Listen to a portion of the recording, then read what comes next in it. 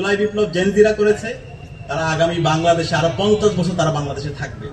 আপনারা কিন্তু চলে যাবেন, যে বুইরা জেনারেশন আছেন, যে মুরব্বী জেনারেশন আছেন, আপনারা কিন্তু চলে যাবেন। এখন আপনারা কি চান আপনারা ঘৃণার পাত্র হিসেবে থাকবেন, নাকি আপনারা চান আপনাদেরকে সারা জীবন শ্রদ্ধার সাথে স্মরণ রাখবে? জাতীয় নির্বাচন এবং গণভোট নির্বাচন, সেই নির্বাচনে 70% দেশের নাগরিকরা তারা গণভোটে হ্যাঁ এর পক্ষে তারা মতামত দিয়েছে, সংস্কারের পক্ষে তারা মতামত দিয়েছে, এবং সে অনুযায়ী সংস্কার পরিষদ গঠিত হওয়া, ওখানে শপথ নেওয়ার কথা ছিল, এবং 180 কার্য দিবসের মধ্যে এই সংস্কারগুলো এবং অধ্যাদেশগুলো বাস্তবায়ন করার কথা ছিল।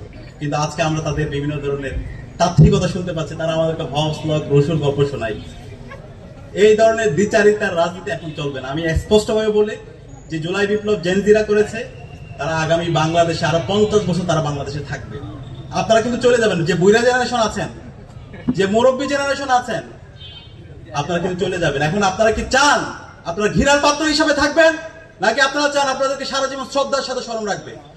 আমরা শহীদ জিয়াকে শ্রদ্ধার সাথে স্মরণ রাখি, আমরা মরহুমা বেগম খালেদা জিয়াকে শ্রদ্ধার সাথে স্মরণ রাখি।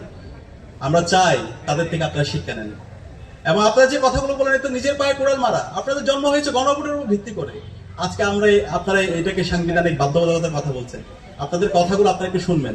এই আপনাদের কথাগুলো শুনে সুস্থ মানুষরা পাগলও হাসে।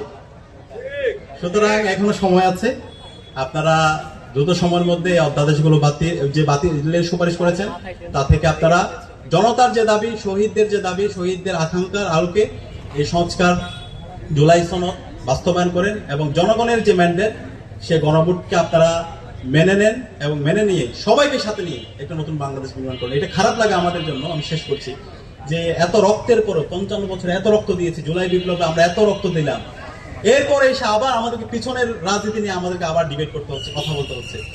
ভাই, এখন তো আমাদের কথা বলার কথা ছিল নতুন বাংলাদেশ নির্মাণ করার জন্য।